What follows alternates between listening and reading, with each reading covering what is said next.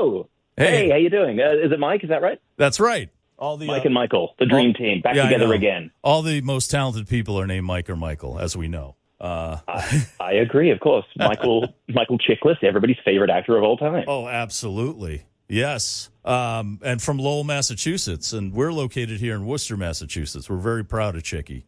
Oh, wow. Well, you have directed this movie together, and it stars Dave Franco and Alison Brie. I love Alison Brie from Glow. I mean, I was a huge fan of that series. Yeah. She's just amazing. And they play a couple who's having relationship problems, and so they move out to the country, to the woods, and some kind of supernatural force gets involved there. Now, after watching the trailer, I was terrified. You're out in the woods. There is now this is something that scares me personally. There's grainy, like greenish night vision footage. For some reason, that scares me.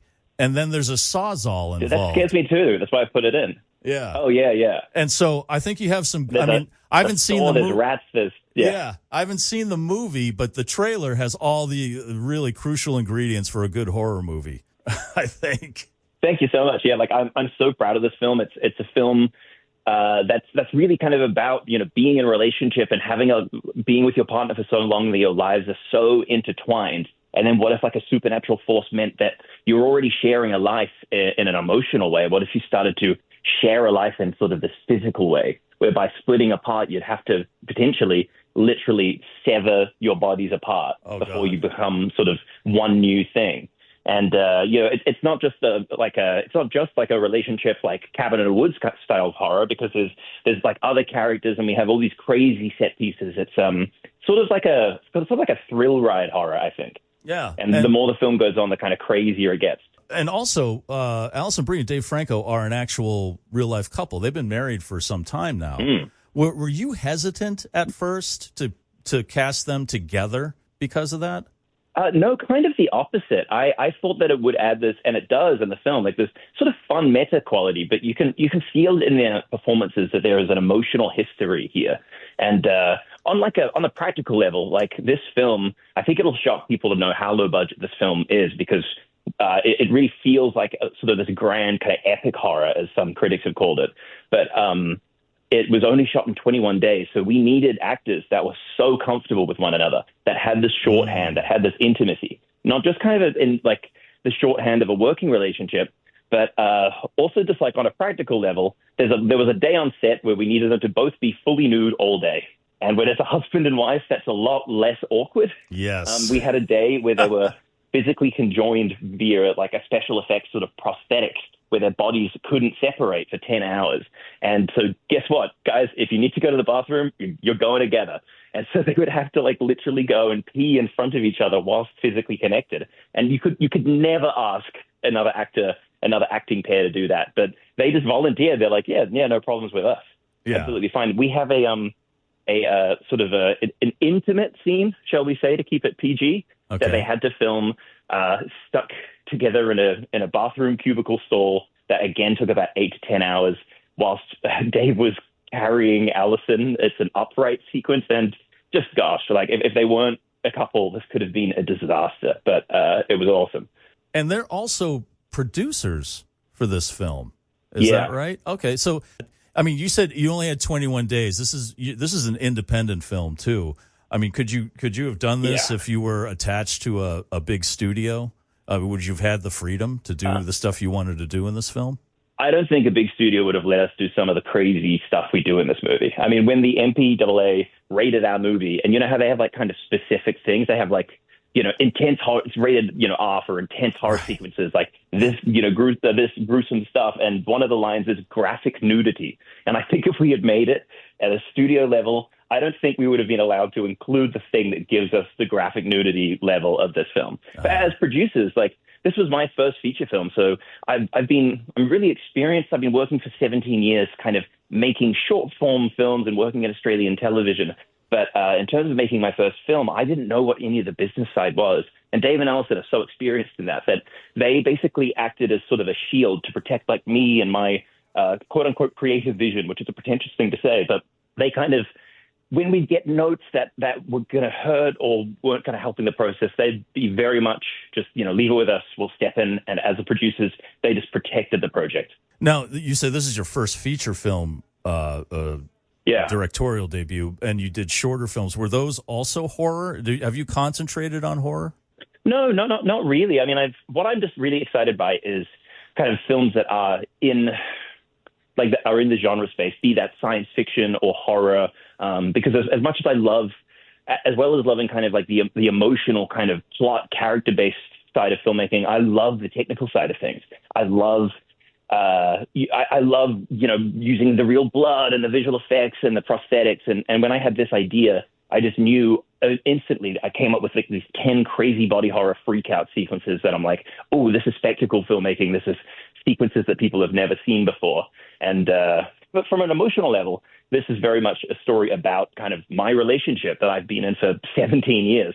And what I like about horror is you can take really kind of relatable and very real human themes. Like this film very much begins in the real world with a real couple with real problems. But by putting it into a horror situation, you can just kind of amp the stakes up into this sort of operatic, just insane kind of thrill ride that you just maybe don't have that much latitude to go that big and go that crazy in a non kind of horror setting. I love that when directors or writers use horror or use science fiction, because science fiction is also great to do what you said, to maybe comment on a current issue or on a universal issue, but by putting it into that genre, you can kind of push the envelope a little more. What are some of you mentioned body horror, and that's like a whole other genre. Like it's like zombies and mutations and things like that. What's a movie that you love that falls in that genre that really clicked in your brain?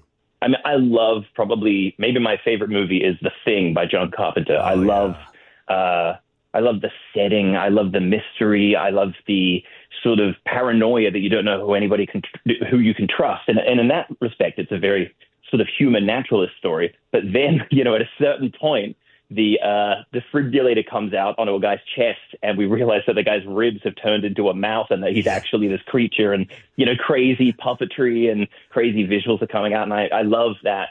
Also, the films of David Cronenberg comes to mind about things like The Fly, etc. I mean, I think what's compelling about body horror, and it had kind of a big moment last year with The Substance, is that in other forms of horror, you can often, run away from the thing that's scary, the thing that's chasing you down. But with body horror, oftentimes what's disrupting the lives of the character is maybe something inside their own bodies, inside their own flesh. So you can't escape it. And I think that that's kind of an evergreen thing, because across, our lives, most of us, unfortunately, will have our bodies sort of betray us and decrease in use over the years. Oh yeah, it's already happening with me. Believe me, it's a total horror show. It would definitely get an X rating. It's just too depressing. Yes, again for graphic nudity. Yes, yeah. Nobody wants to see that here.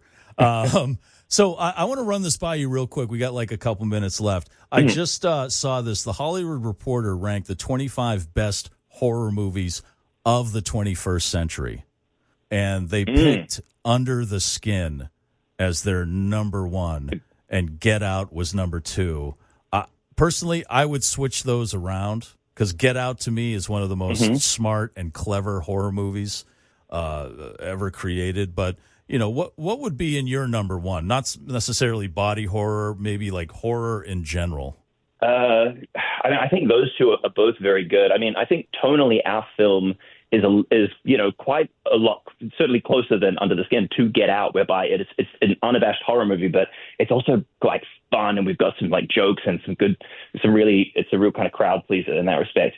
But something that comes to mind is I love Hereditary by Ari Aster. I think that is what I was talking about before, like taking the dynamics of a family drama and just cranking them into an insane degree until, you've got the mom telling the son, I never wanted you to be born, before all the crazy horror kind of comes out.